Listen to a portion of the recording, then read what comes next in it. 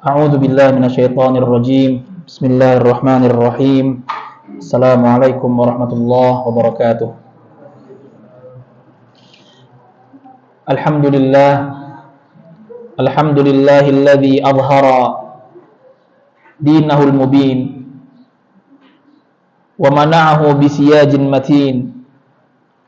Fahatahu min tahrifil ghalin wa intiharil mubtilin وتأويل الجاهلين وأشهد أن لا إله إلا الله وحده لا شريك له سخر لدينه رجالا قام بهم وبه قاموا واعتز بدعوتهم وجهادهم وبه اعتازوا وأشهد أن نبينا وسيدنا ورسولنا محمدا عبد الله ورسوله كان يربي ويعلم ويدعو ويصوم ويقوم ويغزو صلوات ربنا وسلامه عليه وعلى آله وأصحابه الطيبين الطاهرين وتابعهم بإحسان إلى يوم الدين. أما بعد. Bapak-bapak, ibu-ibu, hadirin dan hadirat jamaah Masjid Al-Muslim rahimani wa rahimakumullah. Alhamdulillah, Allah Subhanahu wa taala kembali mempertemukan kita dalam majelis ilmu ini. Majelis ilmu yang kita duduk di dalam masjid, yang tentunya duduknya kita di majelis ilmu ini, di dalam masjid ini, mendapatkan jaminan dari Allah Subhanahu wa taala, yaitu kita mendapatkan rahmat Allah Subhanahu wa taala, mendapatkan doa malaikat bagi mereka-mereka atau bagi kita-kita yang duduk di dalam majelis ilmu ini. Tentunya duduknya kita di majelis ilmu ini ikhlas lillahi ta'ala. Keikhlasan kita lillahi ta'ala, bukan dikarenakan kita ingin dianggap orang yang selalu hadir majelis ta'lim atau mengharapkan hadiah duniawiyah atau bentuk duniawi yang kita harapkan, tapi kita berharap Allah Subhanahu wa taala dengan duduknya kita di majelis ilmu ini, Allah Subhanahu wa taala memberikan kita ilmu yang bermanfaat dan memberikan kita pemahaman yang baik. Ma'asyiral muslimin rahimani wa rahimakumullah. Kita hidup itu berabad-abad setelah Nabi Muhammad sallallahu alaihi wasallam, yang tentunya kehidupan kita pada zaman sekarang ini jauh berbeda dengan kehidupan Nabi kita Muhammad sallallahu alaihi wasallam. Dulu kemana-mana susah, menghubungi orang pun susah. Sekarang alhamdulillah semua serba mudah. Menghubungi orang, jangankan beda kota, beda negara, beda benua pun bisa. Mau kemana-mana pun gampang. Dulu dari Madinah menuju Makkah itu mungkin bisa berhari-hari atau sampai berbulan-bulan. Sekarang dengan bus saja bisa 5 jam. Kereta cepat bisa 1 atau 2 jam lah. Baik. Dulu orang-orang itu belajar langsung bersama Rasulullah SAW. Buku-buku itu tidak ada. Para ulama atau para sahabat itu menulis di daunan ataupun di kulit-kulit hewan dan lain sebagainya. Makanya salah satu mungkin hikmah Allah Subhanahu wa taala yaitu menjadikan Nabi Muhammad sallallahu alaihi wasallam nabi terakhir, karena memang pada zaman dahulu yaitu bisa dengan mudah membuktikan mukjizatnya Nabi Shallallahu Alaihi Wasallam. Nabi Shallallahu Alaihi Wasallam adalah seorang Nabi yang ummi. Apa yang ummi? Tidak bisa membaca dan menulis.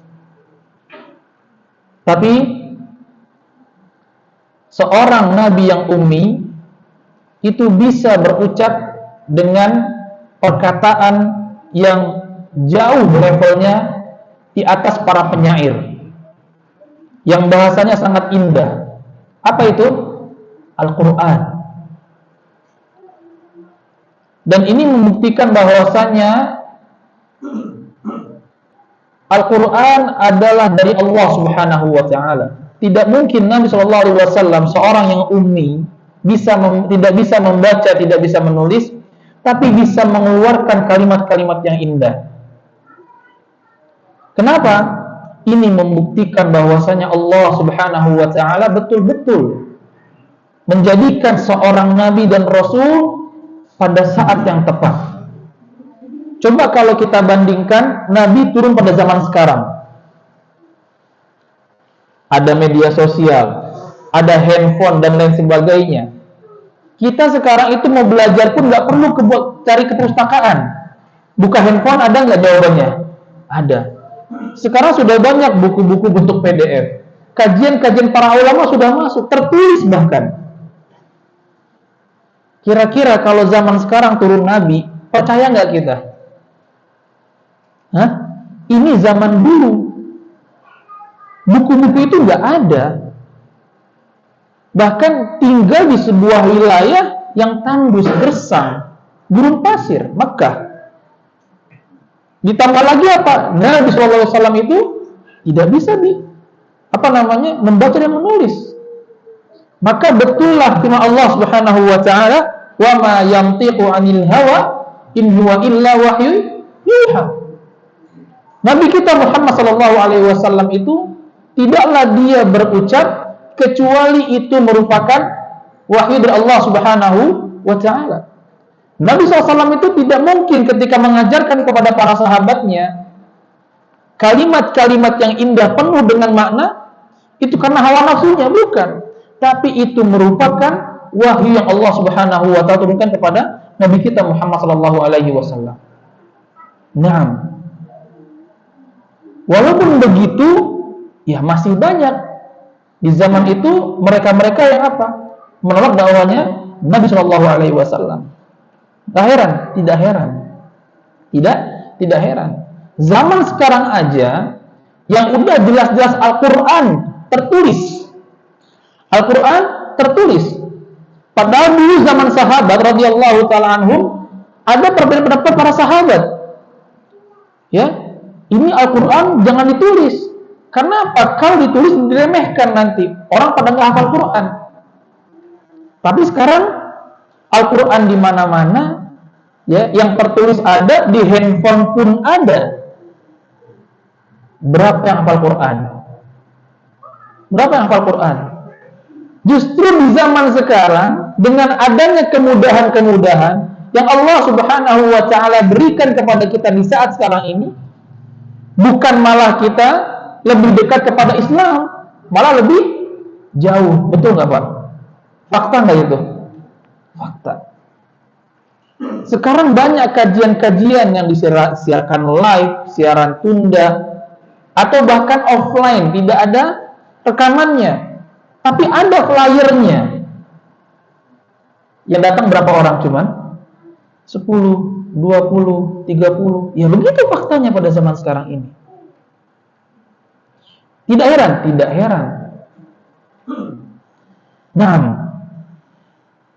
Nabi Shallallahu Alaihi Wasallam itu berjuang untuk kita. Bahkan turunnya wahyu, turunnya Al-Quran kepada Nabi kita Muhammad Shallallahu Alaihi Wasallam itu bukan suatu hal yang sepele. Nabi itu berkeringat dahinya, bahkan merasa terbebani, tidak bisa berdiri. Kenapa? Turunnya wahyu dari Allah Subhanahu wa Ta'ala. Bahkan para sahabat pun melihat ketika Nabi diam, dahinya mulai berkeringat, berarti itu menandakan turunnya wahyu dari Allah Subhanahu wa Ta'ala. Bayangkan 6.000-an ayat turun kepada Nabi kita Muhammad SAW. Bagaimana beban Nabi Muhammad SAW? Bagaimana bebannya? Berat sekali. Bahkan kita pun tidak mampu. Tapi itulah Nabi kita Muhammad SAW berjuang bagi umatnya, berjuang agar Islam itu tersebar. Nabi Muhammad SAW dalam dakwahnya itu nggak mudah, susah. mendapatkan berbagai macam penolakan. Ketika pergi kemana? Ke Taif. Bersama siapa? Zaid ibn Al-Harithah radhiyallahu taala anhu. Mendakwai kaum Taif, Bani Thaqif kalau tidak salah. Sampai di sana, apa yang didapatkan? Penolakan. Nabi SAW dilempari batu, dicaci maki. Bahkan Nabi SAW keluar dari Taif dalam kondisi berdarah-darah. Padahal Zaid bin Harithah radhiyallahu taala anhu berusaha menutupi Nabi SAW. Tetap saja Nabi SAW itu berdarah-darah.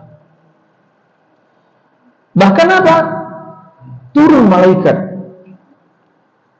dan menawarkan kepada Nabi SAW malaikat penjaga gunung atau bukit yang ada di negeri Taif tersebut. Ditawarkan apa? Ya Muhammad, sekiranya engkau mau, maka akan aku himpit mereka, kaum tersebut. Karena apa? Mereka telah menzalimi nabinya. Subhanallah. Tapi apa kata Nabi SAW? Nabi bukan tipe orang pendendam. Nabi SAW adalah makhluk yang sempurna, sangat penyabar. Bal arju ayyukhrijallah min aslabihim may ya'budullaha wa la yusyriku bihi syai'an. Coba anak tanya sama antum semua. Kalau antum dizalimi, kemudian ada yang bantu antum, kita balas nggak nih? Antum mau ngomong apa?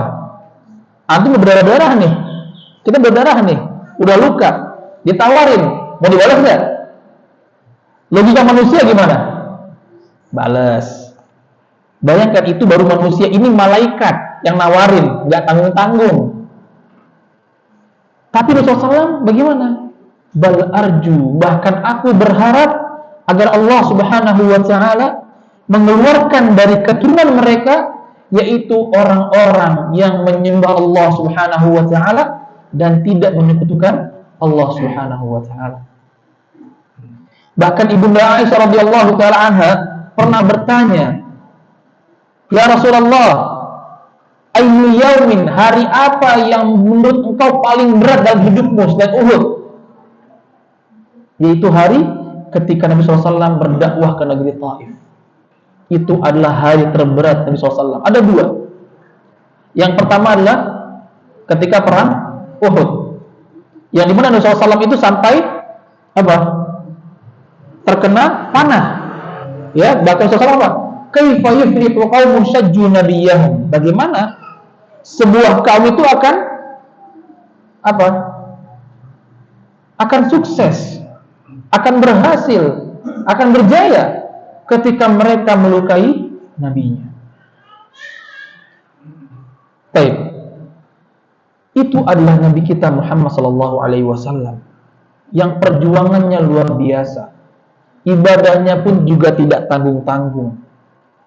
Nabi kita Muhammad sallallahu alaihi wasallam yang sudah dijamin oleh Allah Subhanahu wa taala, Allah ampuni dosa-dosanya yang terdahulu dan yang akan datang, tapi salatnya bagaimana? Salat tahajudnya bagaimana? Berjam-jam sampai kakinya itu pecah-pecah. Bahkan ketika Ibunda Aisyah radhiyallahu taala anha sedih melihat suaminya sebegitu salatnya atau sebegitu khusyuknya dalam salat dan lama sampai pecah-pecah kakinya. Apa kata Rasulullah SAW setelah salatnya? Afala akunu abdan syakura?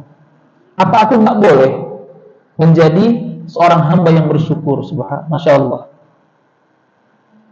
Bayangkan, menjelang wafatnya Nabi SAW pun masih memikirkan umatnya, ummati, masih merintahkan kepada para sahabatnya dan kepada kita umumnya untuk sholat, menjaga sholatnya.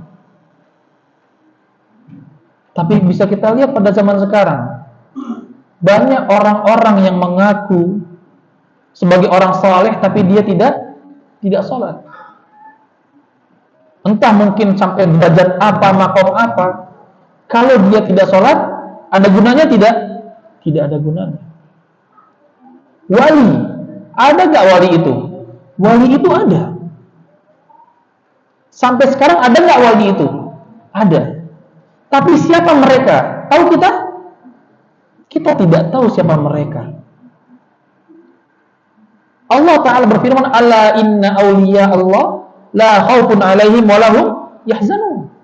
Wali-wali Allah Subhanahu wa Ta'ala adalah mereka orang-orang saleh yang mereka tidak akan takut dan tidak akan diberikan rasa atau tidak akan sedih. Kenapa? Adanya jaminan dari Allah Subhanahu wa Ta'ala.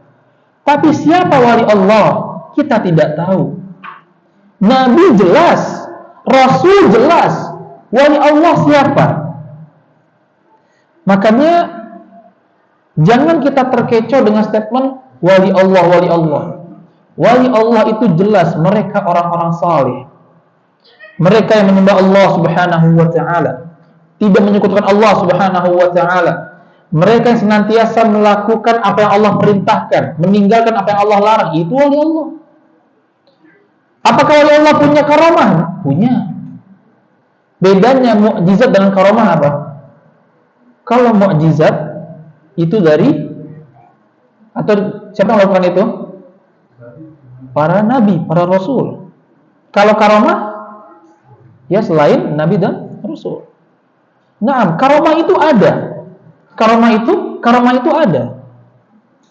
Tapi yang namanya karamah itu tidak bisa dipertontonkan begitu saja. Tidak bisa. Bahkan Nabi kita Muhammad sallallahu alaihi wasallam saja yang bisa berangkat dari Makkah menuju Masjidil Aqsa. Isra'nya Nabi SAW dari Masjidil Haram ke Masjidil Aqsa. Mi'rajnya dari Masjidil Aqsa mana? Ke Sidratul Muntaha. Itu mukjizat na'am dari Allah Subhanahu wa Ta'ala. Tapi sekarang ada orang mengatakan, saya tahu ada fulan, dia bisa ke Makkah. Ya, berangkat malam ini, besok pagi dia pulang. Gimana caranya? Masuk akal tidak? Gak masuk akal. Nabi SAW itu langsung Allah yang ini yang apa? Yang bantu, Allah yang atur itu. Kalau karamah bagaimana? Bisa semudah itu? Tidak bisa semudah itu. Tersembunyi. Nah, maka mereka wali-wali Allah Subhanahu wa Ta'ala itu ada, tapi kita tidak tahu siapa itu wali Allah.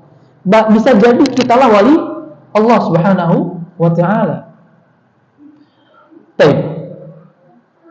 Kemudian sepeninggal Nabi Muhammad SAW, maka estafet atau tongkat estafet dakwah dilanjutkan oleh para sahabat radhiyallahu taala anhum. Dimulai dengan apa? Khalifah yang 4. Kemudian masuk Daulah Umayyah, Daulah Abbasiyah, dan sampai sekarang kita bisa mendapati ilmu-ilmu yang telah Nabi kita SAW ajarkan kepada kita, baik dari guru kita, ataupun kita belajar dari buku, ataupun kita mengambil dari hal-hal lain, media-media sosial contohnya. Tapi dikarenakan kita jauh dari Rasulullah SAW, tentunya apa? Terjadilah perbedaan-perbedaan di sini. Perbedaan. Makanya ada mazhab yang 4. Mazhab Imam Abu Hanifah, Imam Malik, Imam Syafi'i, Imam Ahmad ibn Hanbal rahimahullahu ta'ala. Yang namanya mazhab tidak hanya sebatas 4 itu saja. Ada mazhab yang lain. Ibnu Jarir At-Tabari yang kita bahas pada sebelumnya, nama kitabnya apa? Kalau antum masih ingat, Jami'ul Bayan an Ta'wili Ayyi Al-Qur'an, yang itu adalah ummut tafasir, sumber utama tafsir-tafsir pada zaman sekarang ini. Tafsir Ibnu Katsir sumbernya adalah Jami'ul Bayan. Tafsir As-Sa'di Jami'ul Bayan, Al-Qurtubi Jami'ul Bayan, Al-Baghawi Jami'ul Bayan, Zamakhsyari Jami'ul Bayan. Beliau rahimahullahu ta'ala itu juga punya mazhab At-Tabari. Ada lagi mazhab Al-Auza'i dan lain sebagainya. Yang tentunya mazhab-mazhab ini itu ada perbedaannya dalam masalah furu'iyah, masalah fiqhiyah, masalah-masalah fikih. Tapi kalau masalah akidah, tidak. Masalah akidah itu tidak ada perbedaan pendapat ulama di dalamnya. Kalaupun ada perbedaan pendapat ulama dalam masalah akidah, itu hanyalah masalah-masalah sepele, bukan masalah-masalah utama. Sebagaimana Syekh Al-Utsaimin rahimahullah taala menjelaskan, ada perbedaan pendapat ulama dalam masalah akidah.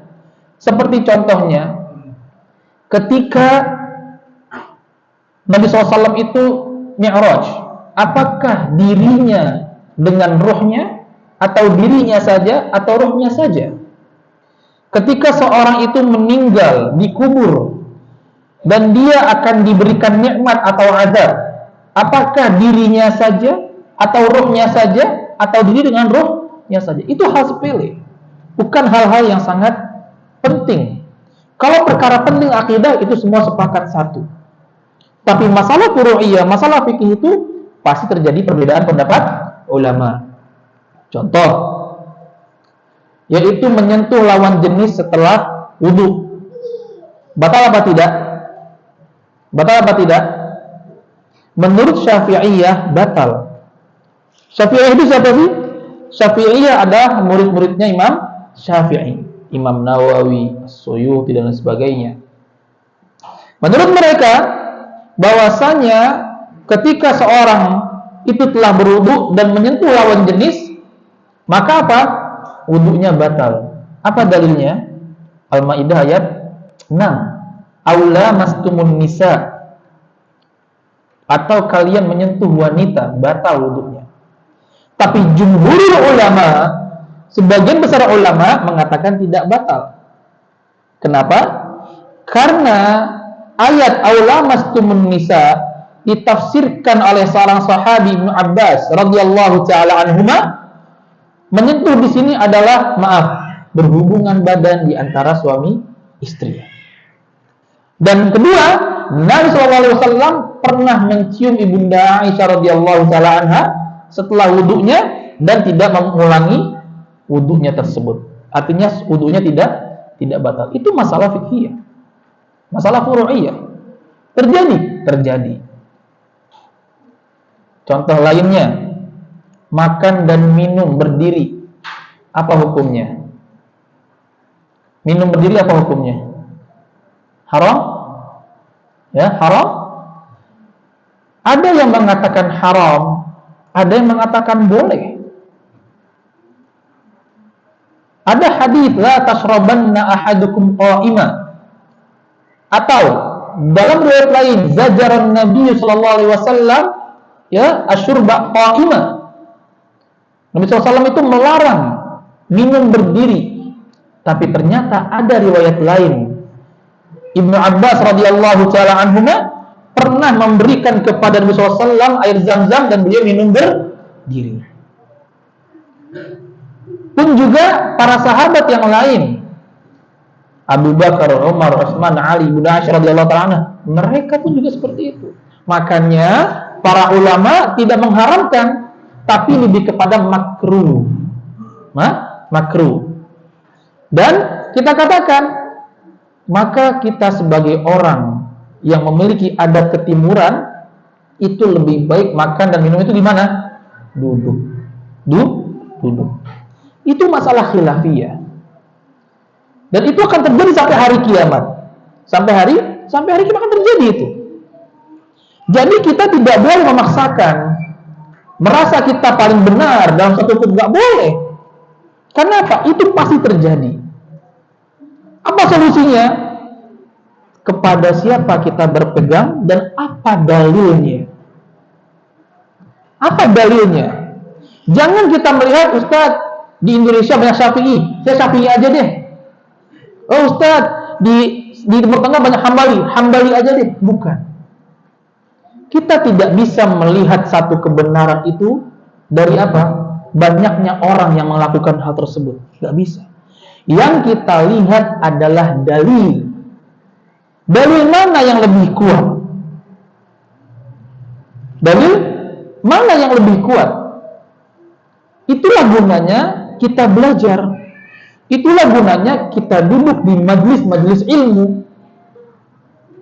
Dan juga para asatidzah, para kiai, para duat, ketika mereka menjelaskan masalah-masalah yang ada ikhtilaf ulama di dalamnya, harus memposisikan dirinya kepada pendapat mana dia cenderung. Contoh kayak tadi,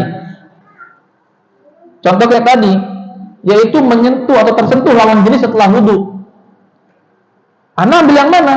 Ana akan ambil jumhurul ulama, karena menurut ana lebih kuat pendapatnya. Tapi ana tidak menyalahkan pendapatnya yang mengikuti Syafi'iyah. Tidak seperti itu.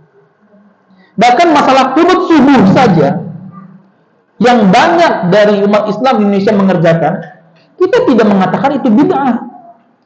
Para ulama kontemporer pun juga mengatakan apa? Sah. Salat di belakang orang yang qunut. Bahkan boleh diaminkan, boleh. Seperti itu. Karena apa? Kita berhati-hati di sini. Tidak boleh kita mengatakan Syafi'i benar, Maliki salah. Hambali benar, Syafi'i salah. Tidak boleh. Karena apa? Mereka adalah ulama. Ketika mereka menetapkan satu dalil, itu tidak main-main. Mereka tuh punya kitab-kitab. Mereka menulis karya-karya mereka yang Masya Allah, yang bahkan kita tidak mampu seperti itu. Syekhul Islam Ibnu Taimiyah rahimahullahu taala, majmu' fatwanya bisa sampai 30 jilid. Itu baru majmu' fatwanya. Banyak kitab-kitab lain, Ahlus Sufa, Iqtida' as-Siratal Mustaqim sebagainya. Padahal usia beliau cuma sampai 36 tahunan. Antum udah berapa tahun, Pak? Ada 40-50 tahun. Udah berapa buku, Pak, yang antum tulis? Kan? Anak yang 30-an tahun aja pun belum ada kali satu buku. Para ulama lain, mereka mencari dalil beribu-ribu kilo jauhnya. Pakai pesawat, Pak? Pakai mobil? Pakai onta? Pakai kuda?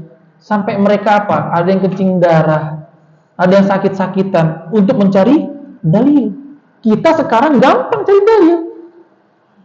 Buka HP, cari Google, hukum puasa atau hukum puasa bagi musafir. Dapat nggak kira-kira? Dapat. Sudah ada terjemahannya. Nggak ada bahasa Indonesianya, cari bahasa Arabnya. Insya Allah dapat. Bahkan buku-buku sekarang banyak PDF-nya. Majmu' Fatawa kalau kita beli 30 jilid berapa juta, Pak, kira-kira? Anggap 1 jilid 300.000. 30 jilid berapa? 9 juta. Sekarang nggak usah capek-capek, tinggal klik. PDF-nya ada nggak? Ada. Nah, tapi apa pada zaman sekarang ini? Orang itu banyak melihat, mencari kebenaran itu dari apa? Bukan dari dalil. Dari siapa? Hah? Kebanyakan orang.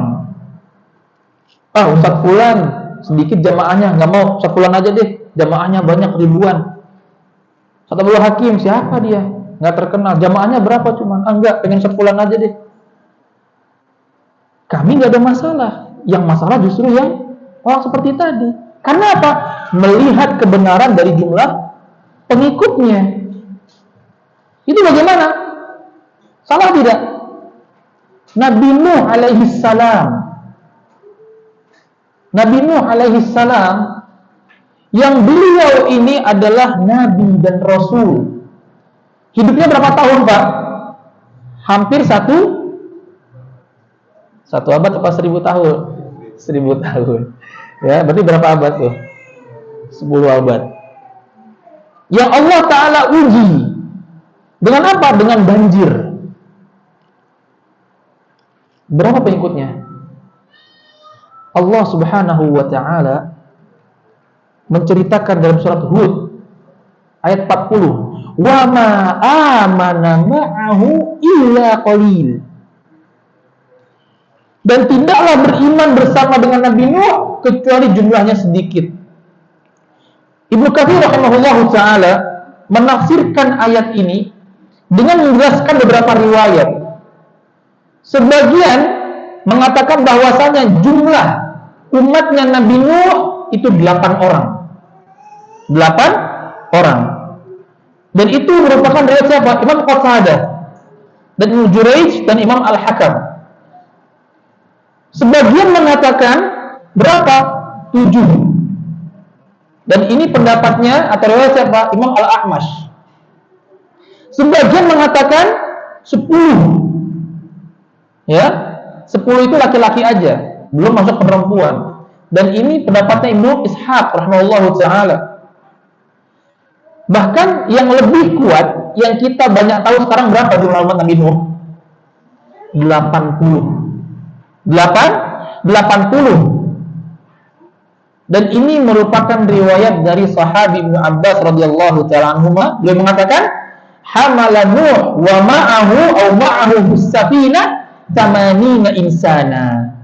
Nabi Nuh alaihi salam ketika menyelamatkan dirinya dan umatnya serta hewan-hewan dari banjir besar ketika itu, ada 80 orang yang berada di dalam kapalnya. Ini yang kita tahu. Bayangkan Nabi Nuh alaihissalam 80 orang saja, padahal hidupnya apa? 900 tahun lebih. Baik. Makanya apa? Nabi kita sallallahu alaihi wasallam itu menegaskan, taraktu fikum amran ma in tamassaktum bihima lan tadillu bihi ba'di. Atau kama qala Nabi sallallahu alaihi wasallam, aku telah tinggalkan kepada kalian 2 perkara, sekiranya 2 perkara tersebut dipegang dengan baik, maka kita tidak akan tersesat selamanya. Apa? Kitab Allah wa sunnati. Kitab Allah subhanahu wa ta'ala Al-Quran dan sunnah Nabi kita Muhammad sallallahu alaihi wasallam. Bayangkan. Jadi bukan kita melihat kepada jumlah pengikutnya, bukan. Semua kembali kepada dalil. Para ulama mazhab yang 4 saja mereka mengatakan apa? Ada yang mengatakan, ya, kullu kalamin yu'khadhu wa yurad illa sahibu hadzal qabr. Imam Malik rahimahullah taala, setiap perkataan itu boleh diterima, boleh ditolak, kecuali kepada siapa? Nabi sallallahu alaihi wasallam, penghuni kubur di Masjid Nabawi. Imam Syafi'i rahimahullah taala, "Idza sahhal hadits fa huwa madhhabi." Kalau hadis itu benar, maka itulah mazhabku. Kita tidak pernah mendapatkan perkataan dari para ulama terdahulu, ikuti aku, enggak pernah. Ikuti siapa? Nabi Muhammad sallallahu alaihi wasallam. Ketika kita mengatakan kami mengikuti ulama us-salaf, salaf atau salafi itu bukan kelompok, bukan organisasi. Salafi adalah orang-orang yang mengikuti orang terdahulu, salaf. Jadi salah kalau kita bilang salafi itu kelompok, enggak.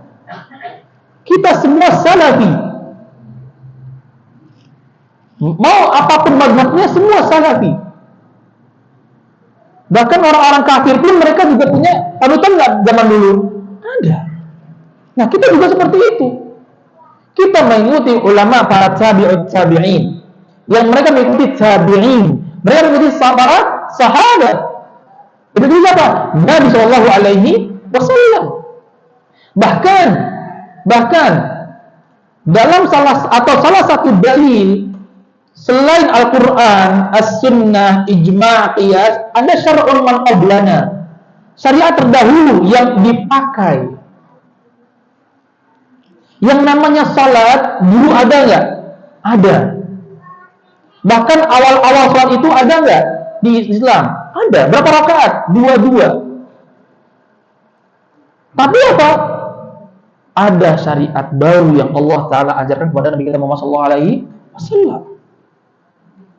yang kita jadikan patokan adalah dalil. Kenapa? Maka khawatir kita ketika kita menjadikan jumlah pengikut itu banyak, atau banyaknya jumlah pengikut kita jadikan sebagai dasar, oh saya mau ikut fulan, kebenaran itu karena jumlah yang banyak. Berapa banyak orang-orang yang dikarenakan jumlahnya tersebut tapi mereka adalah sesat. Tidak mesti yang namanya jumlah banyak tersebut apa?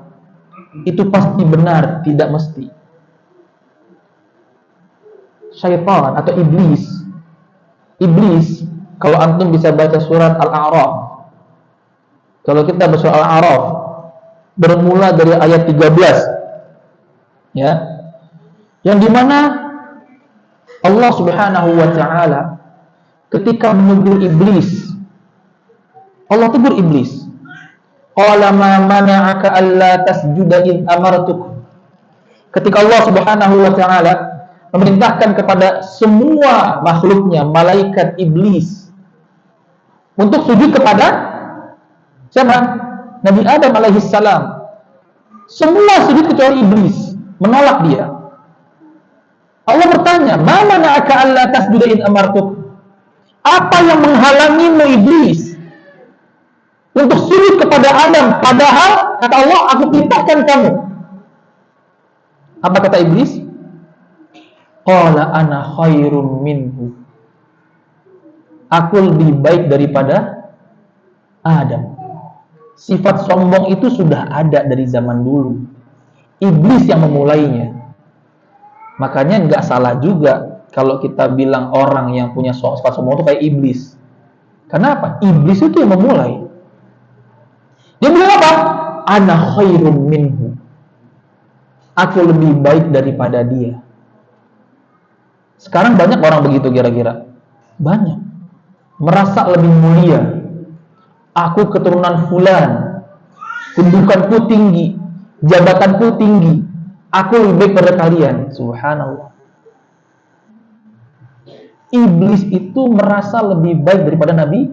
Apa kata dia?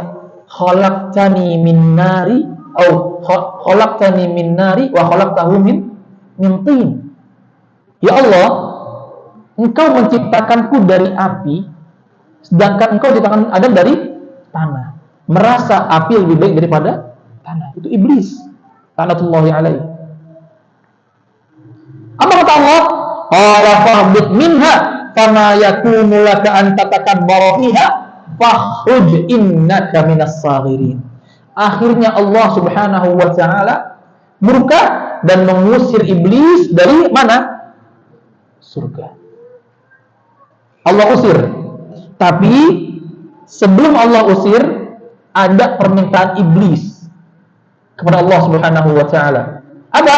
Qala anzirni ila yaumi yub'atsun. Ya Allah, berikanlah aku hidup sampai nanti hari kiamat. Iblis itu masih hidup sekarang. Allah kabulkan? Qala innaka minal munzirin. Iya. Allah Subhanahu wa ta'ala mengabulkan doa iblis. Yang apa? Allah Ta'ala berikan dia hidup sampai nanti hari kiamat. Bayangkan, Allah Subhanahu wa ta'ala, zat yang maha adil, zat yang maha agung, zat yang maha dermawan, memberikan keadilan. Iblis aja dikabulkan doanya. Maka kita jangan heran, Ustadz, kok saya melihat sekarang ya, mereka orang-orang kafir, musyrikun, kok mereka kaya Ustadz, hidup mereka nyaman Ustadz, bahkan mereka berdoa itu terkabul tidak? Kita katakan iblis saja Allah kabulkan, apalagi manusia yang hidupnya sekarang dan hidupnya nggak lama. Nah, kita sebagai hamba Allah Subhanahu wa ta'ala yang beriman kepada Allah Subhanahu wa ta'ala seharusnya lebih lagi mendapatkan istijabah doa yang Allah makbulkan, Allah ijabah. Makanya kita kalau berdoa itu nggak boleh pesimis, yakin pada Allah Subhanahu wa ta'ala. Ustadz, nggak Allah kabulkan, tayyib. Kalau nggak Allah kabulkan, kemungkinan lainnya ada nggak? Ada. Bisa jadi Allah kabulkan nanti, bisa jadi Allah jadikan pahala buat kita di akhirat, atau bisa jadi Allah Subhanahu wa ta'ala menyelamatkan kita dari musibah karena doa kita tadi. Makanya ada seorang ulama mengatakan, ya inni ad'ullaha fi hajatin. Aku itu minta kepada Allah Subhanahu wa taala untuk hajatku.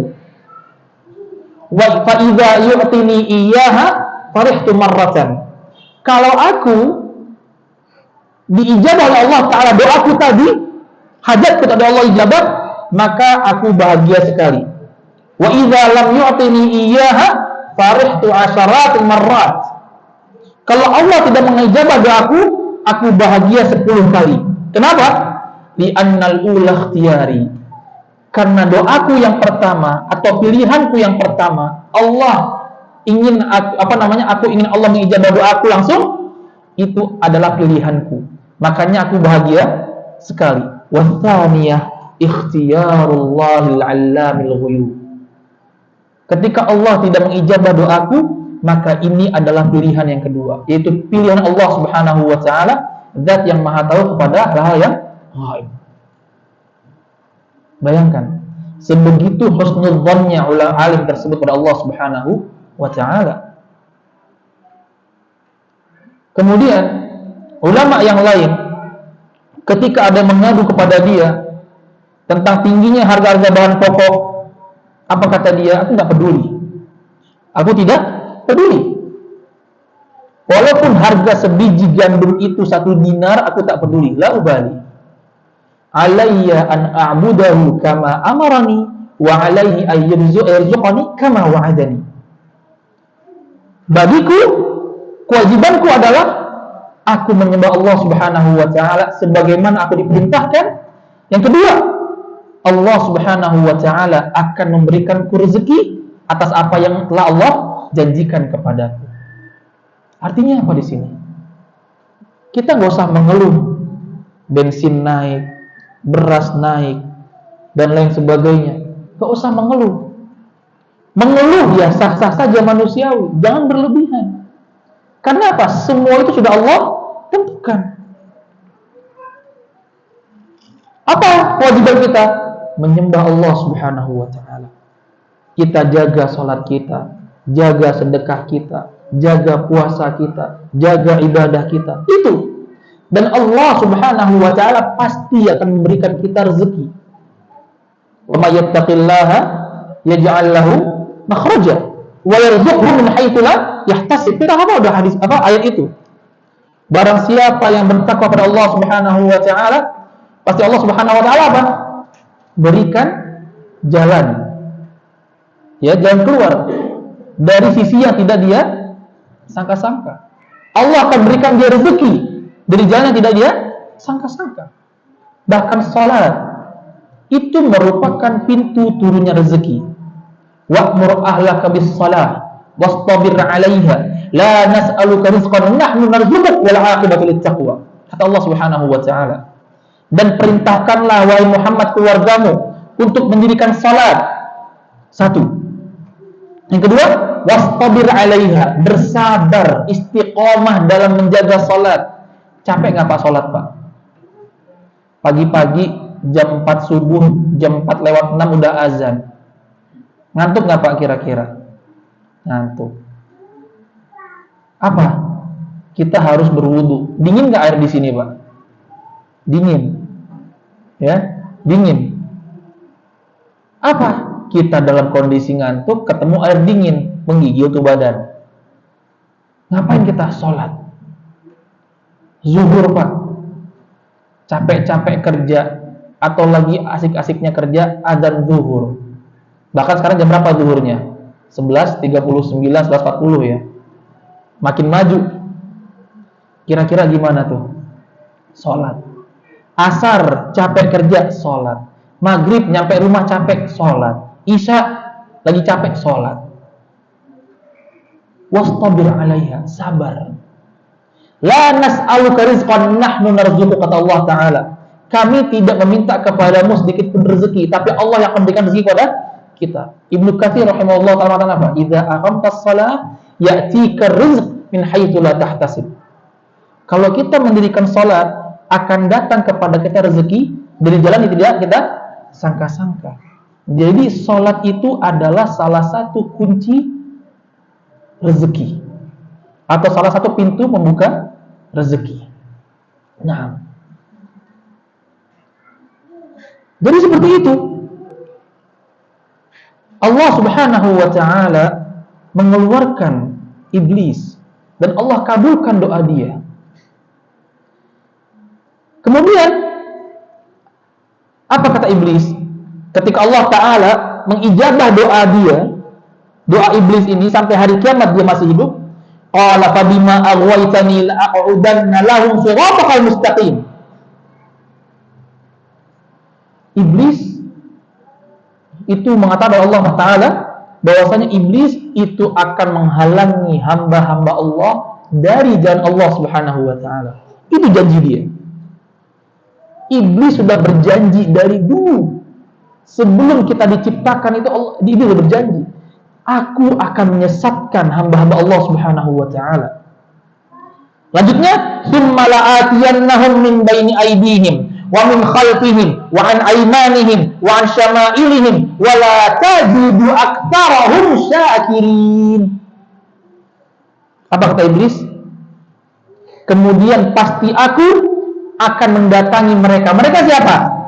Manusia, hamba-hamba Allah Subhanahu wa taala. Akan aku datangi mereka dari mana? Min baini aydihim, dari depan mereka.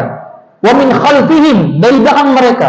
Wa an aymanihim, dari sebelah kanan mereka. Wa an syama'ilihim, dari sebelah kiri mereka. Iblis itu berusaha mati-matian. Untuk apa? Menyesatkan manusia. Berhasil nggak dia? Berhasil nggak? Berhasil. Bahkan janji iblis apa? Wala tajidu aktsarahum syakirin. Dan aku berjanji, engkau ya Allah tidak akan mendapati kebanyakan hamba-hambamu itu yang bersyukur. Artinya apa? Hanya sedikit hamba-hamba Allah Subhanahu wa taala yang bersyukur. Makanya kita jangan heran, Ustadz, saya udah membantu orang, saya sudah upayakan sekuat tenaga saya bantu dia dengan uang saya, tapi dia nggak ada bilang terima kasih loh. Nggak usah heran. Iblis itu yang bilang, engkau ya Allah akan mendapatkan hamba-hambamu itu sedikit yang bersyukur, sedikit. Dan itu juga ditegaskan oleh Allah Subhanahu wa taala dalam surat Saba ayat 13. Wa qalilum min ibadiyasy syakur. Dan hanya sedikit di antara hamba-hambaku, kata Allah Subhanahu wa taala, yang bersyukur. Makanya bersyukurlah kita ketika kita membiasakan diri kita selalu bersyukur. Kenapa? Karena hanya sedikit hamba Allah yang bersyukur. Dan sekali lagi, jangan heran, Ustadz, saya sudah membantu dia Ustadz, tapi dia malah kurang ajar sama saya. Jangan heran, karena mereka adalah golongannya apa? Golongannya iblis. Kenapa? Karena tidak bersyukur kepada Allah Subhanahu wa taala. Jangan heran. Ada ustadz, orang saya kasih 1.000 nggak bersyukur. Ada. Banyak nggak Pak? Banyak. Makanya Nabi SAW itu malas apa? Yang namanya seorang munafik itu, dia nggak akan puas. Kenapa nggak akan puas? Dikasih 1 lembah emas, minta yang kedua. Dikasih yang kedua, minta yang ketiga. Nggak akan puas sampai apa? Sampai mulut tertutup apa? Tanah. Sampai dia meninggal, nggak akan puas. Itu munafik. Allah Subhanahu wa taala itu tidak melarang kita jadi orang kaya, nggak melarang. Para sahabat itu kaya tidak. Abdurrahman bin Auf radhiyallahu taala anhu, sepeninggal Nabi SAW, beliaulah yang apa? Yang menjamin hidupnya para istri Nabi, ummahatul mukminin, di zaman siapa? Abdurrahman bin Auf. Utsman bin Affan radhiyallahu taala anhu, di masa paceklik datang sekian kafilah onta, disedekahkan semuanya. Sampai sekarang Utsman masih ada asetnya itu di Saudi Arabia sana. Nah, kaya mereka kaya, tapi mereka adalah orang-orang kaya yang mampu bersyukur kepada Allah Subhanahu wa taala. Lah kita gimana? Kaya enggak tapi bersyukur juga enggak. Ya gimana dong? Bener gak sih? Ya, mereka orang kaya bersyukur, lah kita udah nggak kaya, nggak bersyukur pula. Nauzubillah min dzalik. Makanya apa? Kita harus senantiasa bersyukur pada Allah Subhanahu wa taala. Apa kata Allah taala? La in syakartum la azidannakum. Kalau kita bersyukur, pasti Allah Subhanahu wa taala akan menambahkan buat kita. Wa in kafartum inna 'adzabi lasyadid. Kalau seandainya kita kufur, ketahuilah bahwasanya adab Allah Subhanahu wa taala sangatlah parah. Qarun, kurang kaya apa lagi dia? Kuncinya aja dipegang oleh puluhan orang yang gendong, kunci hartanya dia. Allah tenggelamkan dia. Sampai ada harta karun. Enggak ada gunanya harta. Kenapa? Dia tidak bersyukur. Nah, balik ke masalah kita ini. Kalau seandainya kebanyakan orang itu dijadikan sebagai barometer atau standar kebenaran, bagaimana sedikit? Allah sendiri yang bilang, wa qalilun min ibadiyas syakur. Hanya sedikit hambaku yang bersyukur, sedikit nggak banyak. Dalam ayat yang lain Al-A'raf 187 Allah berkata apa? Walakinna aktsaran nasi la ya'lamun.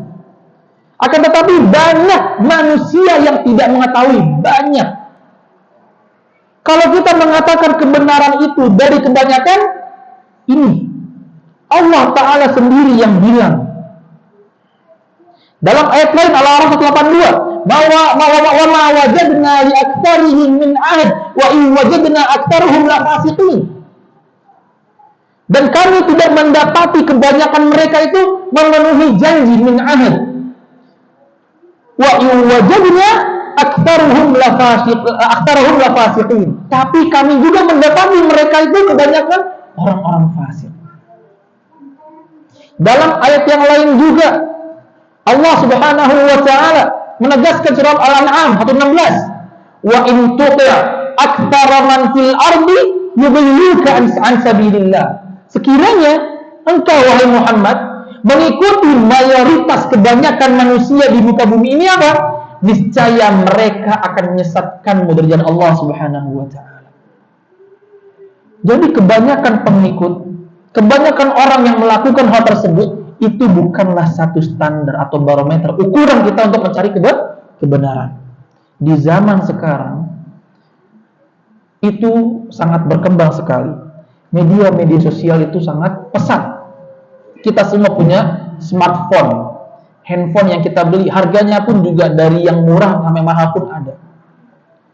Bahkan kita mampu beli kuota. Kita bisa nonton video-video, membaca artikel-artikel dari handphone kita. Tapi sayangnya wal'iyadzubillah, kita bisa mendapati sebagian umat Islam dari golongan muslimun dan muslimat, laki-laki perempuan, mereka menggunakan handphone, smartphone, membaca, menonton dari media-media sosial, dan mereka na'udzubillah ada yang secara tidak mereka sadari menjadikan media sosial sebagai kitab suci. Maksudnya bagaimana? Gimana maksudnya, Pak? Mereka mengatakan bahwasanya apa yang dikatakan di medsos tersebut benar. Padahal belum tentu benar. Bisa kita lihat sekarang di video-video itu.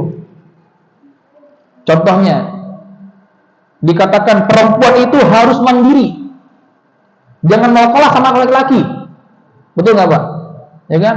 Jangan mau kalah. Mereka kerja, kita kerja. Mereka punya uang, kita punya uang. Jangan sampai kita ditindas oleh laki-laki. Sekilas, benar nggak kira-kira?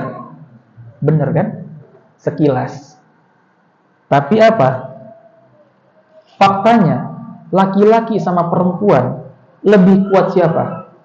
Ar-rijalu qawwamuna 'alan nisa. Allah yang bilang. Laki-laki itu lebih kuat.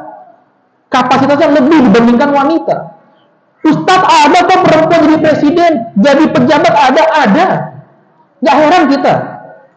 Bahkan para sahabat radhiyallahu ta'ala anhum laki-laki, mereka belajar kepada siapa? Ummahatul mukminin. Mereka belajar kepada Ibunda Aisyah, Ibunda Safiyah, belajar kepada para umat, mereka belajar. Tapi itu tidak banyak. Kita berbicara dengan general secara umum. Akhirnya apa? Dari muncul video yang seperti ini,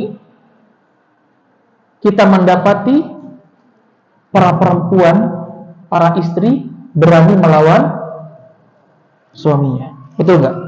Nggak mau, aku mau kerja pokoknya. Bisa nggak seperti itu? Padahal jelas sekali yang namanya wanita itu fitrahnya di mana? Di rumah. Bekerja boleh, tidak ada masalah. Tidak ada masalah. Para sahabiyat radhiyallahu taala anhunna, mereka dulu apa? Mereka jadi bahkan dalam peperangan mereka ikut. Mereka ikut. Mereka punya perang mereka. Mereka bekerja. Berdagang mereka. Tapi mereka tetap memposisikan diri mereka di bawah suaminya. Jadi jangan kita meremehkan masalah ini. Yang pernah Anda sampaikan mungkin di kajian ini, perempuan itu sangat mudah masuk surga. Tapi jangan salah, perempuan juga lah sosok yang paling mudah masuk neraka. Benar tidak? Apa buktinya? Perempuan sangat mudah masuk surga, kata Nabi SAW. Idza sallatil mar'atu khamsaha wa shamat syahraha wa hafizat farjaha wa ata'at zawjaha. Pernah sampaikan itu.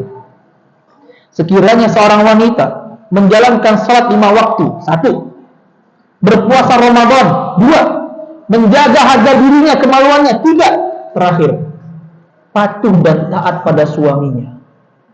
Qila laha udkhul jannata min ayyi abwabin syi'ti. Bu, dengar nih Bu. Ya. Perempuan kalau dia pertama menjaga salat 5 waktunya, menjaga puasa Ramadannya, menjaga harga dirinya, yang keempat, taat pada suaminya, maka nanti katakan kepada dia, udkhul jannata min ayyi abwabin syi'ti. Masuklah engkau wahai wanita salihah yang mengerjakan 4 hal tersebut ke dalam surga dari pintu yang kau kehendaki. Gampang enggak kira-kira? Gampang banget. Gampang banget. Kita suami gimana? Gimana kita suami? Waduh. Tapi subhanallah, sekarang itu media sosial itu banyak tersebar seperti perlawanan kepada suami. Na'udzubillah min dzalik. Padahal apa? Surganya istri ada di mana? Di kaki suaminya kan? Apa kata Nabi sallallahu alaihi wasallam? Kuntu amuran ahadan ayyasjuda li ahadin la amartu imra'atan aw zawjatan an tasjuda ila zawjiha. Kalau aku boleh memerintahkan seorang sujud kepada orang lain, maka aku perintahkan apa? Seorang istri sujud sama suaminya. Tapi kan tidak jadi, Allah tidak perintahkan. Bayangkan. Nah, iya, kita tahu para suami itu kewajibannya besar, betul. Yang harus nyuci di rumah siapa?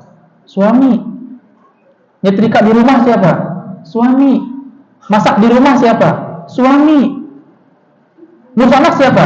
Suami. Benar nggak Bu? Benar. Setuju ibu-ibu itu? Itu fakta. Suamilah yang harus mengerjakan itu semua. Kewajiban istri apa? Satu doang. Taat sama suami. Suami nyuruh cuci baju, cuci nggak Bu? Cuci. Itu pernah jelaskan kan?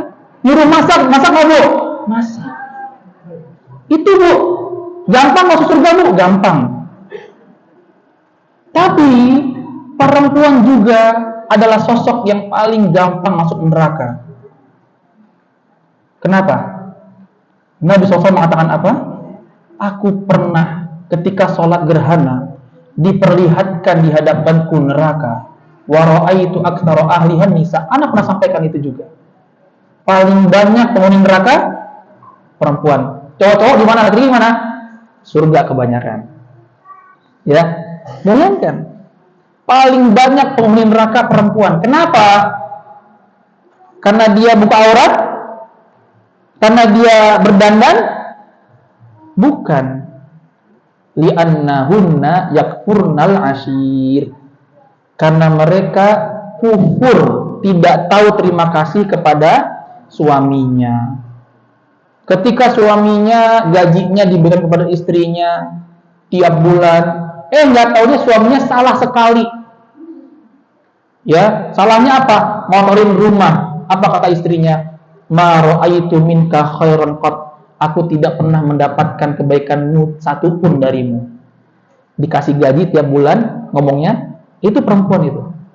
Nah, nggak boleh. Tidak boleh. Makanya apa, sekali lagi, banyak dari kita terpengaruh oleh apa? Oleh media sosial ini. Akhirnya apa? Kita ikut-ikutan. Ketika kebenaran itu dijadikan atau dicari dengan banyak ikut, sekarang udah lain lagi, dengan ikut-ikutan. Oh, bener nih media sosial. Makanya nggak heran, atau Anda bisa berani bilang, zaman sekarang itu media sosial, YouTube kah, Instagram kah, Facebook kah, TikTok kah, apa segala macamnya, itu sekarang banyak yang tidak disadari sudah dijadikan kitab suci selain Al-Quran dan As-Sunnah.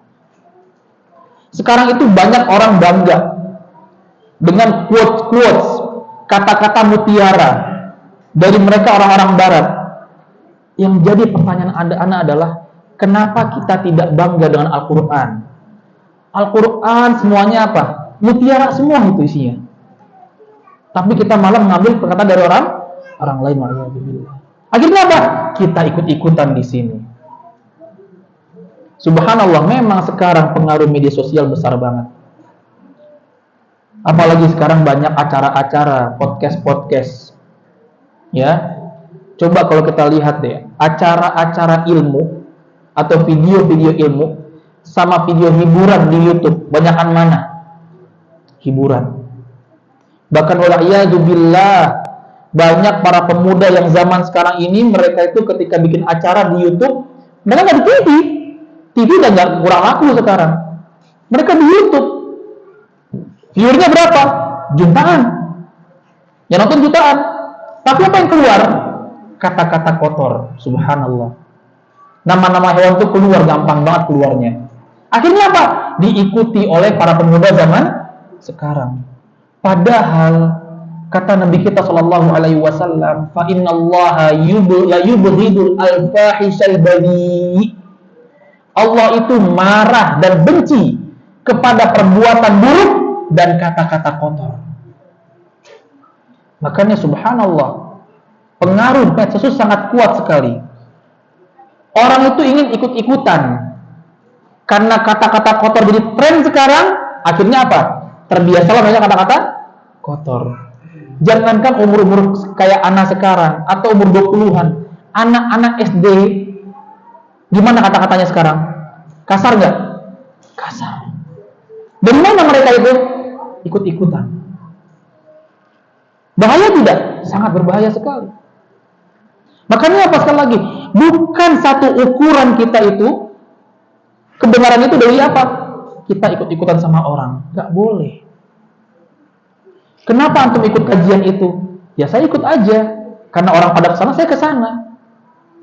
Faidahnya apa? Apa faidahnya?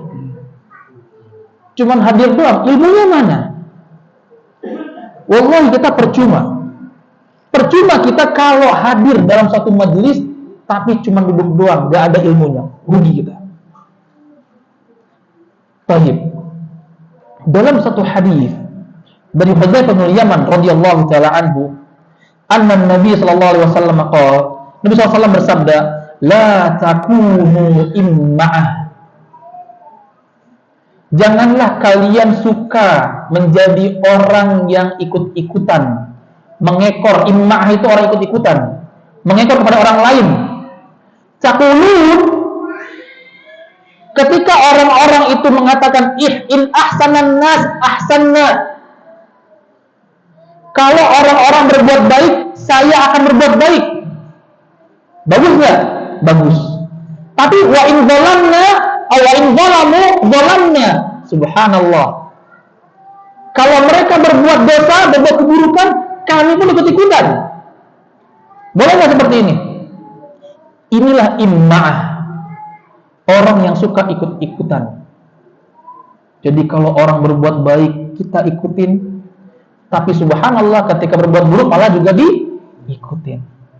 Nggak boleh ikut-ikutan kita. Tidak boleh ikut-ikutan.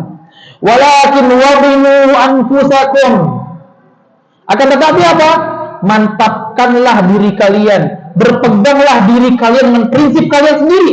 In ahsanan nas an tuhsinu. Sekiranya mereka orang-orang itu berbuat baik, kalian juga berbuat baik. Wa in asa'u fala tadlimu. Tapi kalau mereka berbuat buruk, maka jangan kalian ikuti keburukannya. Jadi bukan ikut-ikutan itu menjadikan dasar, atau kebanyakan orang enggak. Tapi kebaikan itu melihat dari apa? Suatu hal yang baik. Mana? Dari dalil. Ibnu Mas'ud radhiyallahu anhu mengatakan apa? La yakun ahadukum imma'ah. Kata Ibnu Mas'ud radhiyallahu, janganlah kalian itu menjadi imma'ah. Yaqul ana ma'an nas. La yuwattinna ahadukum nafsahu ala ayyumina walau kafaran nas. Jangan kita mengatakan saya hanya ikut kepada manusia. Saya ikut-ikutan aja sama orang-orang. Tadi kalau dia berbuat baik, saya ikutan baik. Kalau dia berbuat buruk, saya ikutan buruk, nggak boleh. Akan tapi apa? Jadilah kalian ya dengan keteguhan diri kalian masing-masing. Ketika orang-orang sudah berbuat kufur, ketika orang-orang menjadi kafir, ketika orang-orang berbuat perbuatan orang-orang kafir, maka kita harus menyelisihi mereka. Paham di sini? Nah, kita tidak boleh ikut-ikutan kepada orang-orang. Bahkan kepada orang yang mungkin kita anggap saleh. Kita tahu dia orang baik. Tapi ketika dia berbuat satu kejahatan, kita ikuti? Tidak. Kenapa? Karena kita semua nantinya akan bertanggung jawab ikut-ikutan orang sendiri-sendiri dari Allah Subhanahu wa ta'ala. Makanya apa? Kita harus punya prinsip. Kita harus punya prinsip. Dan kitalah yang mengamalkan perbuatan kita sendiri. Kita yang mengerjakan ibadah kita sendiri. Jangan goyah. Jangan kita ketika kita ke masjid dihina-hina, sok alim, ngapain ke masjid? Biarkan. Karena apa? Karena kita tahu ini ada dalilnya dan ini benar. Ke masjid benar. Bukan kita ingin dianggap sebagai orang yang saleh, orang alim, bukan. Terkadang orang itu akan melihat kita apa? Baik. Tapi terkadang akan ada yang melihat kita buruk. Maka apa? Hendaklah kita berprinsip, memegang prinsip. Saya adalah hamba Allah yang beriman kepada Allah. Saya beribadah, saya sholat, ada dalilnya. Saya berzakat, ada dalilnya. Saya puasa, ada dalilnya. Saya umrah, saya haji, saya beribadah, ada dalilnya. Yang menilai kita siapa? Allah Subhanahu wa ta'ala. Karena apa? Mungkin orang akan melihat anak kenal sama Pak Syafi'i, anak kenal sama antum. Secara zahir tahu. Tapi antum semua tidak akan tahu bagaimana hubungan dengan Allah Subhanahu wa ta'ala. Pun juga dengan antum semua. Ana mungkin tahu antum dekat sama fulan tahu. Tapi ana tidak tahu bagaimana hubungan antum dengan Allah Subhanahu wa ta'ala. Bisa jadi antum lebih dekat pada Allah Subhanahu wa ta'ala daripada ana sendiri. Bisa jadi. Kenapa tidak? Makanya apa? Kata Allah Ta'ala, balil insanu ala nafsihi basirah. Setiap manusia itu apa? Tahu di mana posisi dia. Mereka tahu dengan kondisi dia sendiri. Orang itu tahu gimana level ibadah dia. Orang itu tahu bagaimana kondisi dia ketika jauh dari Allah Subhanahu wa ta'ala. Kita yang mempertanggungjawabkan itu. Makanya apa? Ketika kita mengikuti salah satu ustadz atau dai atau kiai, kita tidak boleh berharap semoga ustadz itu bisa menyelamatkan saya di akhirat. Gak bisa seperti itu. Tidak bisa. Kenapa? Karena belum tentu orang yang kita harapkan tersebut bisa membantu menyelamatkan kita, belum tentu.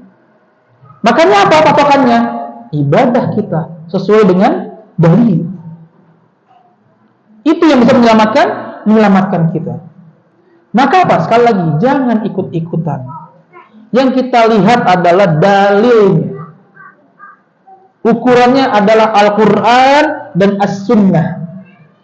Bukan dari kebanyakan orang. Bukan dari ikut-ikutan. Ketika kita suka terhadap seorang ustadz, ngefans lah ibaratnya, sama seorang kiai, jangan kita melihat dari sosok kepribadian dia seutuhnya, tapi kita lihat dia bagaimana ibadahnya. Apakah sesuai dengan Al-Quran? Apakah sesuai dengan Sunnah? Kalau tidak sesuai, bagaimana? Kita tidak ikuti dia.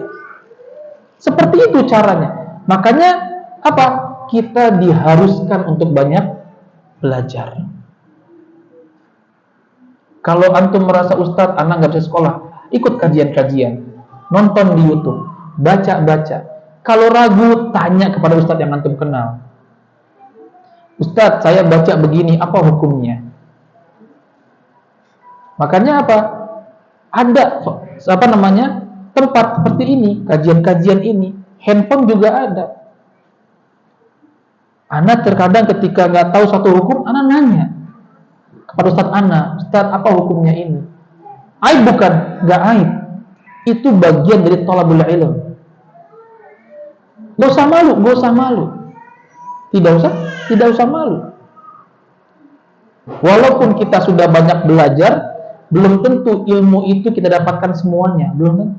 Kita harus belajar dari orang lain. Entah dia lebih muda daripada kita ataupun sebagainya. Ma'asyiral muslimin rahimani wa rahimakumullah. Jadi kita tidak bisa melihat kebenaran itu dari kebanyakan atau sekedar ikut-ikutan. Bahkan dalam peperangan saja Allah Subhanahu wa taala pernah menegaskan dalam Al-Qur'an surah Al-Baqarah ketika perang antara Talut dan Jalut, yang dimana ketika itu sebagian itu merasa takut. Ya, ini gimana nih, jumlah kita sedikit. Apa kata Allah Ta'ala?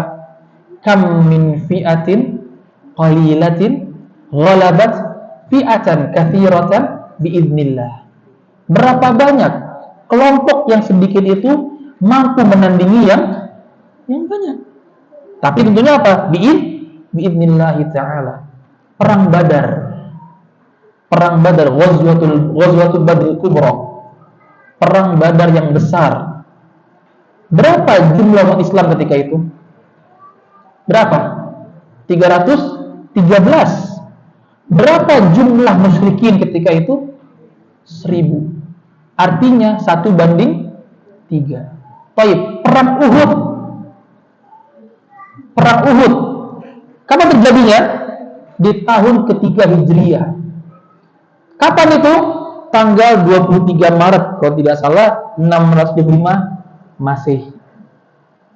Menurut sebagian riwayat. Berapa jumlah umat Islam? 700.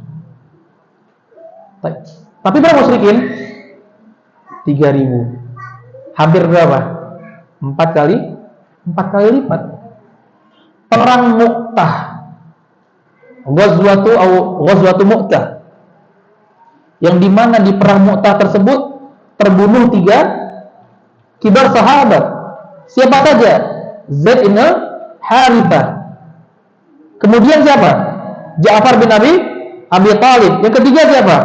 Abdullah bin Abi Rawahah radhiyallahu taala anhum.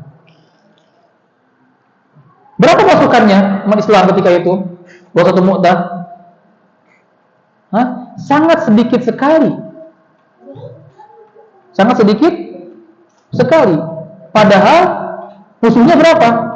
30.000. Tapi Masya Allahnya, yang terbunuh dari umat Islam cuma 14. Ma'rakatul Yarmuk, perang Yarmuk yang terjadi di luar Arab, dan itu adalah perang pertama dan menjadi perang yang menentukan apa? Mulainya Islam itu ekspansi. Perang di antara umat Islam. Siapa jenderalnya? Khalid ibn Walid. Khalid bin Walid ini adalah Masya Allah seorang sahabi. Perang Mu'tah, ketika 3 sahabat ini syahid, siapa selanjutnya megang bendera itu? Khalid bin Walid. Dan Khalid bin Walid adalah seorang sahabi radhiyallahu ta'ala anhu. Ketika beliau ikut perang tidak pernah kalah. Bahkan perang Uhud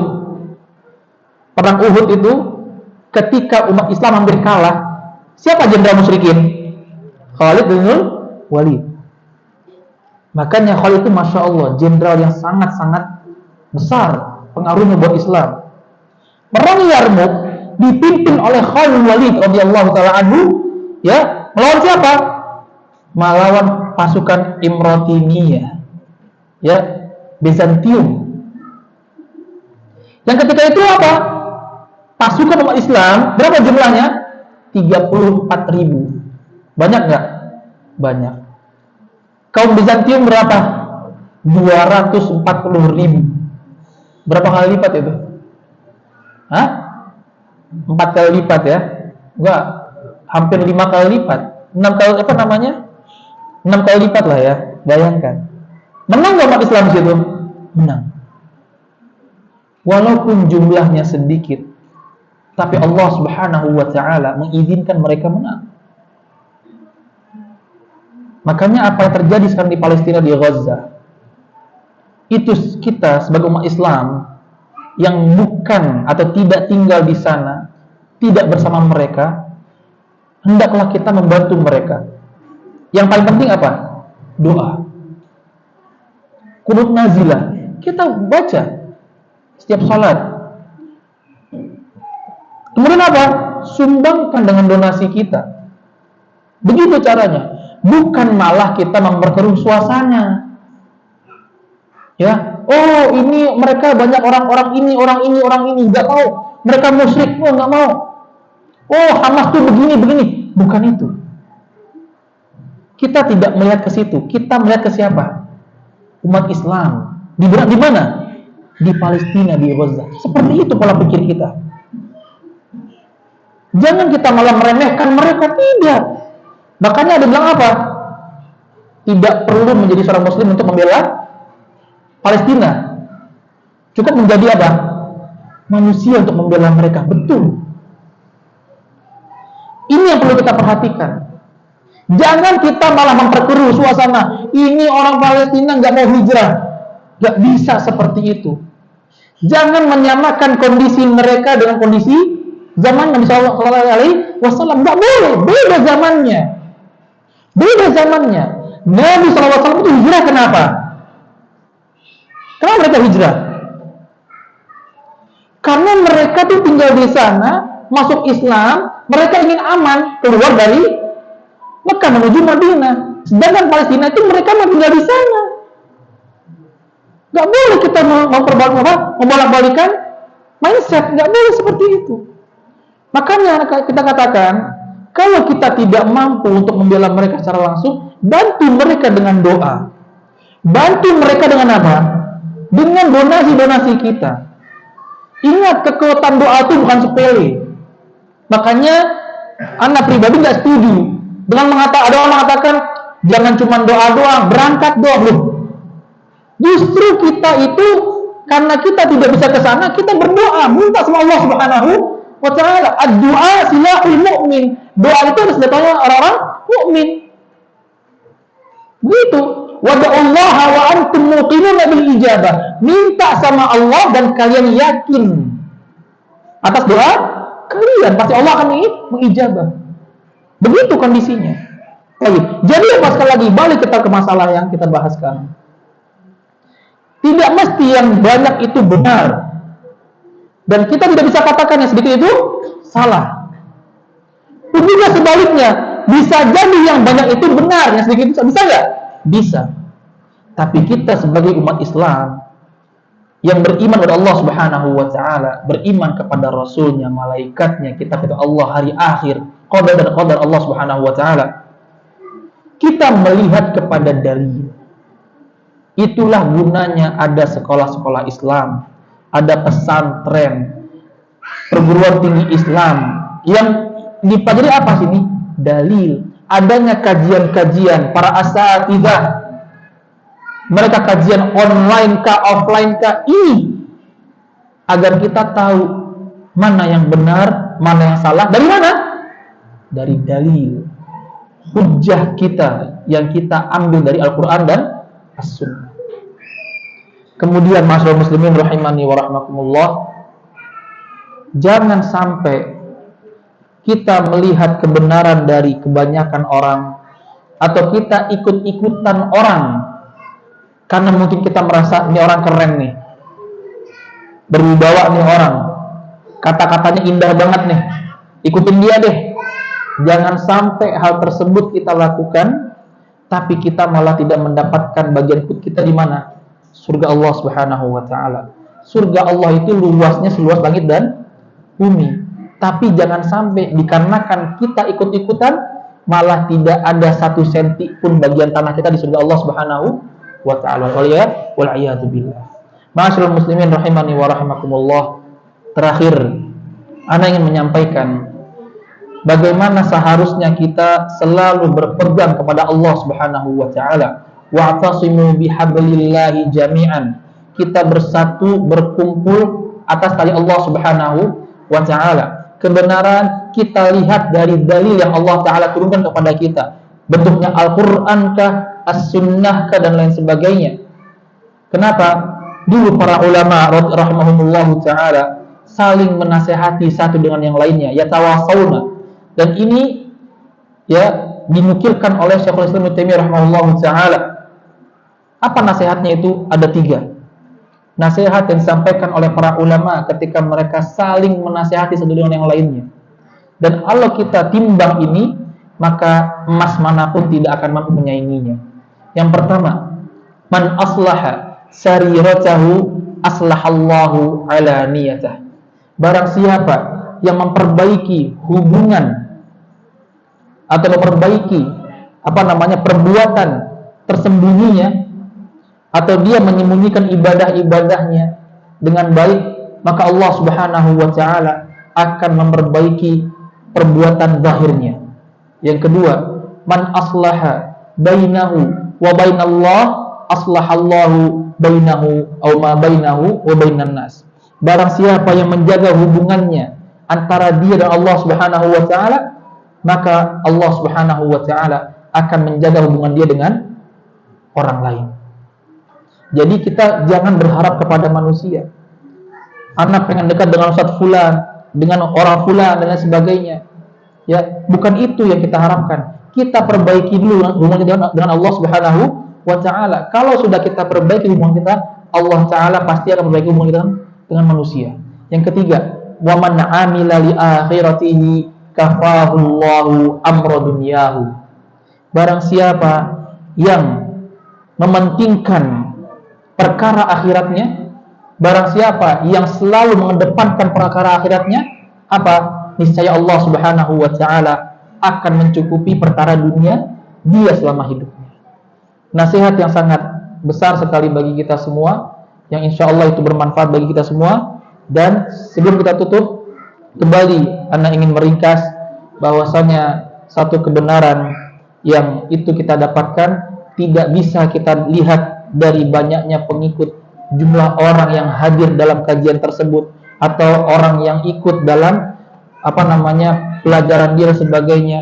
Bukan. Dan juga kebenaran itu bukanlah dilihat dari ikut-ikutan, tidak.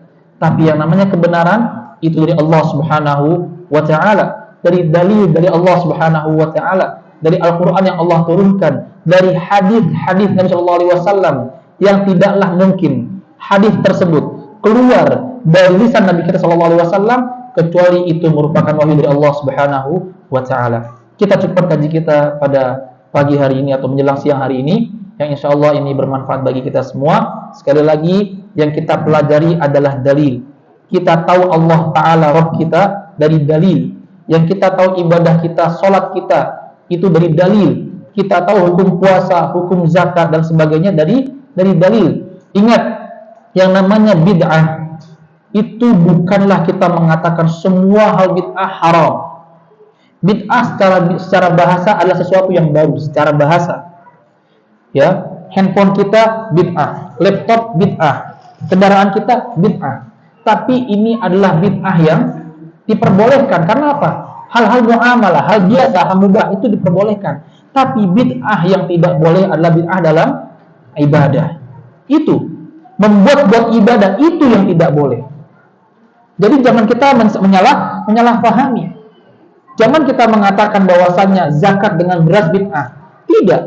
Zakat dengan beras apa dalilnya? Qiyas. Kita tidak makan kurma. Kita tidak makan gandum.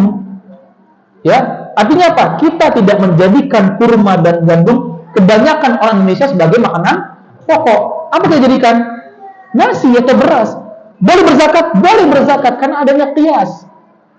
Kalau tidak adanya qiyas atau kita mengatakan qiyas itu tidak ada, maka kita katakan narkoba itu dia haram.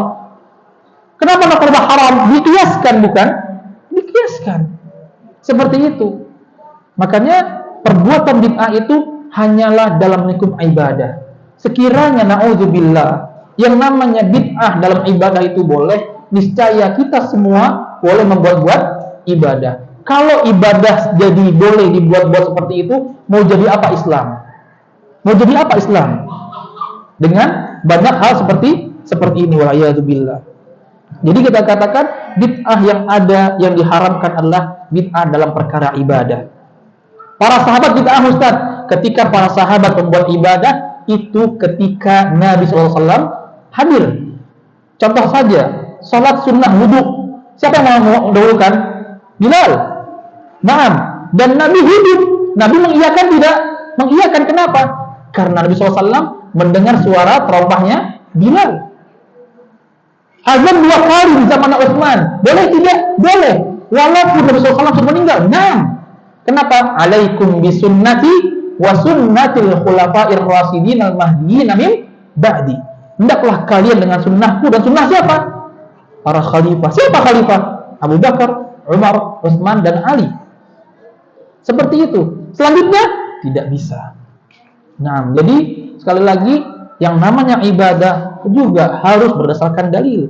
Al-aslu fil ibadah at-tahrim hatta ya'ti ad-dalil an tahlilihi. Yang namanya ibadah pada dasarnya haram. Itu kaidah usuliyah. Sampai ada dalil yang menghalalkannya. Berbeda dengan makanan, minuman sebagainya hal yang mubah. Al-aslu fil asya' al-ibahah. Segala sesuatu selain ibadah boleh. Hatta ya'tiyad dalil an tahrimihi, sampai ada dalil yang mengharamkannya. Wallahu taala alam bisawab. Ya, ana tutup sebelum ada pertanyaan dengan atau jazakumullahu khairan. Silakan kalau ada pertanyaan bisa ditanyakan atau kita tanya dulu nih kepada para jamaah nih. Gimana? Ada pertanyaan?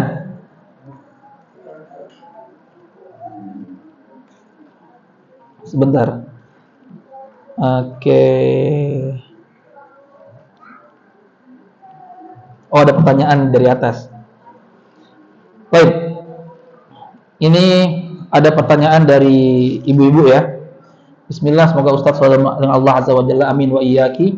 Ustaz izin bertanya, terkait boikot produk-produk yang mendukung Israel.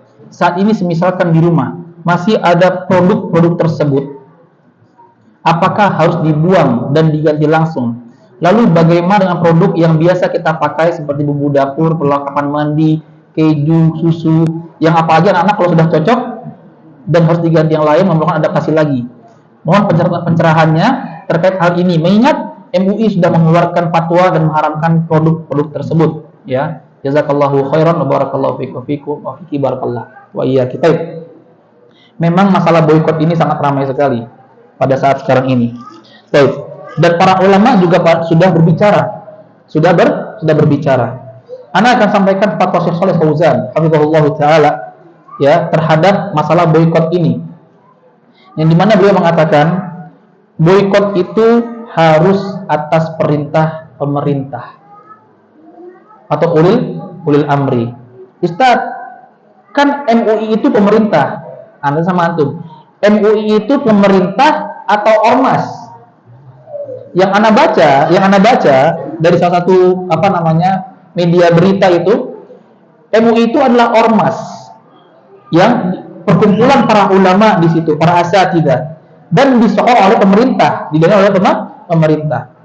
Baik. Jadi, ya, satu pendapat itu mengatakan bahwasanya yang namanya boikot itu dari pemerintah. Yang kedua, Nabi kita Muhammad SAW itu masih bermuamalah dengan siapa? Orang-orang Yahudi. Ya, orang-orang Yahudi. Padahal mereka mengerjakan riba, mereka merangi Islam enggak? Memerangi. Baik. Jadi gimana? Di sini kita mencoba untuk berlaku bijak. Berbuat bijak. Bagaimana?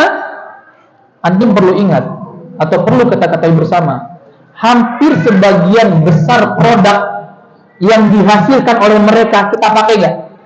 Pakai. Dan kita tidak mengkiri itu. Afwan, handphone, WhatsApp, YouTube, Instagram, Facebook yang kita pakai itu hal sepele. Bagaimana hal-hal besar? Mobil, mesin, pesawat dan sebagainya. Betul nggak? Betul. Kalau kita mengatakan boikot, balik kita ke zaman batu. Nggak ada handphone, tinggalkan handphone, laptop nggak boleh. Ini produk mereka. Makanya kita berlaku bijak di sini. Gimana caranya? Kita tinggalkan yang bisa kita tinggalkan. Dan ada penggantinya, ada solusinya. Kalau makan ayam ini nggak boleh, ganti yang boleh. Produk ini nggak boleh, ganti. Seperti itu. Tapi kita tidak boleh sembarangan mengatakan boikot. Kenapa? Kita sendiri masih makan produk mereka. Bijak kita dalam hal ini. Dan sekarang kalau antum baca produk boikot itu produk kecil semua. Makanan, minuman, kosmetik, tembakau segala macamnya. Berani nggak kita yang besar-besar? Berani? Berani nggak? Instagram contohnya. Oh, kita pakai Instagram biar kita sampaikan informasi. Oke. Ketika kita mengupload ke Instagram, untung nggak dari Instagram itu? Untung. Jadi kita tidak bisa memutlakkan itu haram. Tidak bisa. Karena sekali lagi apa? Nabi kita Muhammad SAW saja masih bermuamalah dengan orang-orang kafir. Orang musyrik masih bermuamalah. Nah, kemudian kalau kita dalam posisi memboikot, kita bilang, Ustaz, kasihan mereka, para pekerjanya begini-begini. Anak katakan sama antum semua, siapa yang memberikan kita rezeki? Atas kita kah? Apa Allah Ta'ala? Allah Subhanahu wa Ta'ala. Susah, Ustaz. Allah itu tidak akan menyia-nyiakan usaha kita. Selama ini orang-orang itu yang merasa gagal apa? Karena dia nggak mau berusaha. Kita tidak bisa menjadi orang itu diam, ya Allah turunkanlah rezeki, turun. Bisa? Nggak bisa. Harus ngapain? Kerja dong, usaha dong, cari kerjaan itu. Kadang nih orang-orang itu anak heran, udah ada kerjaan, cukup gajinya, bahkan lebih, masih kurang nggak? Masih kurang. Akhirnya apa? Cari kerjaan yang lebih gede lagi. Keluar, saya pengen cari yang gede lagi. Nggak dapat. Akhirnya apa? Ngeluh. Ya Allah gini amat. Ya enggak dong. Enggak gitu. Makanya usaha dulu. Berusaha dulu. Ya, nikmati pekerjaan yang ada. Bersyukur kita. La in syakartum la azidannakum. Itu kan dari Allah. Kalau kita bersyukur Allah tambah ya? Allah tambah. Begitu solusinya. Jadi yang memberikan kita rezeki adalah Allah Subhanahu wa Ta'ala. Allah Subhanahu wa Ta'ala itu tidak akan mematikan kita, mewafatkan kita, kecuali sudah Allah tetapkan.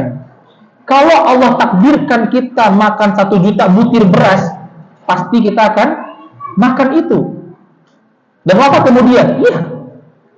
Nggak mungkin Allah kurangi, kemudian Allah tambah. Enggak, sudah ditetapkan. Makanya Nabi SAW itu kesal ketika ada umatnya yang yang ibadah terus, nggak kerja. Ya, dia ibadah terus. Ditanya siapa yang ngasih dia makan? Saudaranya. Maka apa? Yang utama siapa sini? Saudaranya, karena dia kerja. Makanya kita ibadah itu boleh, tapi apa? Walatan sanasibaka minad dunia. Jangan lupa bagi kita dari dunia, kerja kita. Maka apa? Kalaupun kita harus keluar, cari pekerjaan, usaha. Makanya apa? Yang pertama itu usaha dulu, ikhtiar dulu. Kemudian kedua apa? Tawakal. Kita sudah usaha, bismillah, tawakkaltu 'ala Allah. Allah pasti ngasih jalan keluar. Baik, seperti itu. Jadi apa? Kita harus apa di sini? Bijak dalam masalah boikot seperti ini. Kemudian, Assalamualaikum warahmatullahi wabarakatuh. Waalaikumsalam warahmatullahi wabarakatuh. Ustaz, apakah kita diperbolehkan menggunakan dasar ibadah lintas madhab? Artinya tidak harus madhab Syafi'i saja, atau bagaimana? Jazakallahu khairan. Baik. Masalah apakah kita harus bermadhab atau tidak? Ini ada ikhtilaful ulama. Ada ikhtilaful ulama. Ada yang mengatakan harus bermadhab, ada yang mengatakan tidak. Sekali lagi anak-anak tanya sama antum semua, yang jadi patokan itu madhab apa dalil? Dalil. Itulah gunanya kita belajar.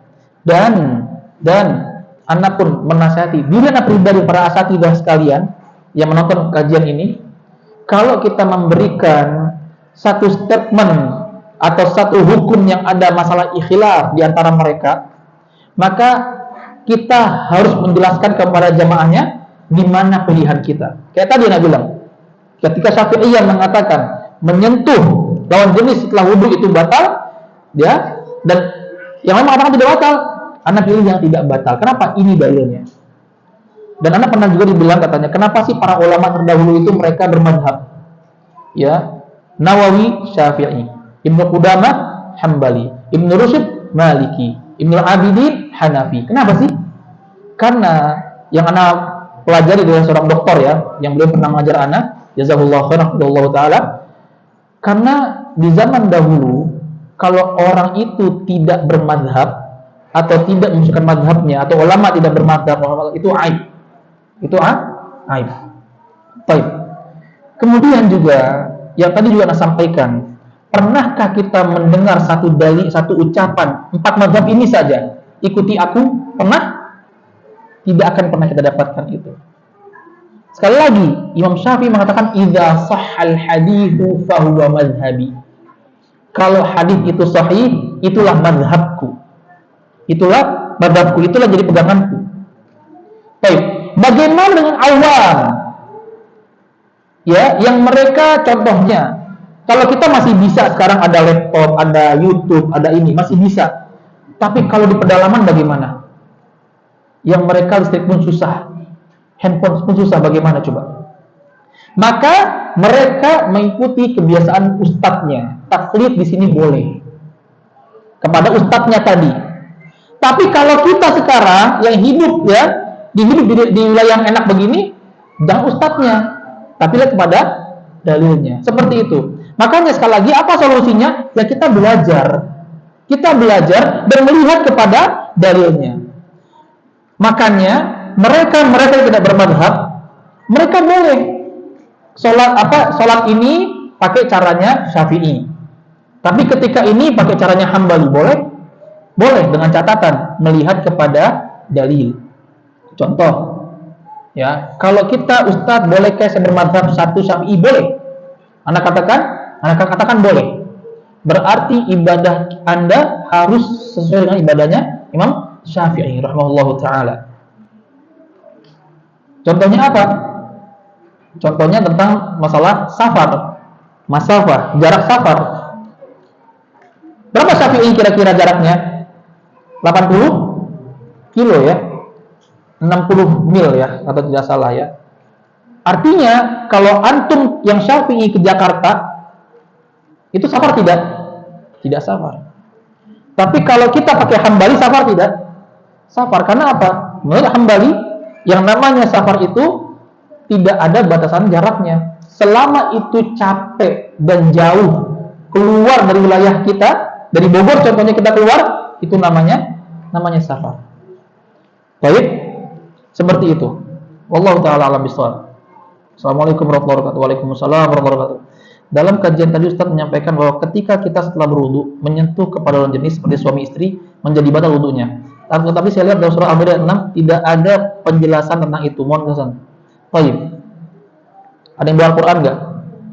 Surah Al-Maidah ayat 6. Ya ayyuhalladzina amanu idza qumtum ilas shalah faghsilu wujuhakum wa aydiyakum ilal marafiqi wamsahu birusikum wamsahu birusikum warjulakum lil ka'bain wa in kuntum junuban fatahharu wa in kuntum marda aw ala safarin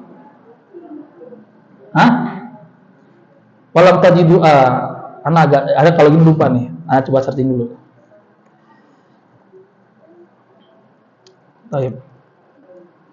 Ayatnya cukup panjang, tapi anak hafal sebenarnya, cuman karena dalam kajian aja. Baik, anak baca kepada antum semua. Ya ayo, baik.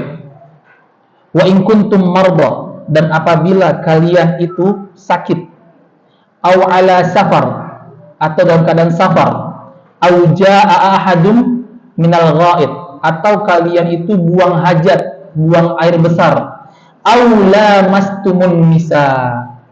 Ada Al-Maidah ayat 6. Aw lamastumun nisa, atau kalian menyentuh wanita. Falam tajidu ma'an, kalau kalian tidak mendapati air, apa? Fatayammamu, maka bertayamumlah. Artinya apa di sini? Artinya apa?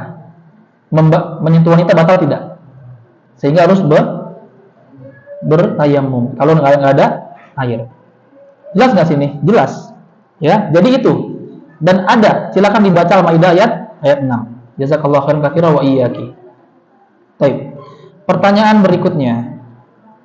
Mengingat tentang produk Israel, apakah kita harus memang memboikot produk tersebut? Mengingat banyak orang muslim yang bekerja di produk tersebut, lalu bagaimana jika mempunyai warung dan sudah terlanjur belanja? Baik, lupa bahas ini ya, jawab tadi ya. Kalau sudah terlanjur tidak apa-apa. Habiskan saja. Karena apa? Yang kita pakai halal apa haram? Halal. Jangan kita malah mengharamkan yang halal. Kalau memang kita sudah terlanjur, pakai. Tidak ada masalah. Ustaz, bagaimana kalau anak-anak dah terlanjur suka? Ya, ajarkan mereka untuk mengganti produk itu. Ya, ajarkan. Susah, memang susah. Karena apa? Sekali lagi, kita itu bisa karena terbiasa. Artinya mereka anak-anak akan terbiasa nggak nanti kalau kita itu? Akan terbiasa. Jadi sekali lagi, kalau sudah terlanjur, habiskan. Ingat, kita memboikot bukan berarti mengharamkan. Karena barang itu halal apa haram? Halal. Selama tidak ada sesuatu yang haram, tidak ada campuran babinya ataupun sebagainya, halal. Seperti itu. Baik, wallahu taala alam bisawab. Baik. Ada pertanyaan dari Bapak? Tafadhol. Silakan. Ini ada nggak sih ini hadiah? Belum ada. Tadi katanya jadi tadi. Baik. Ada ini?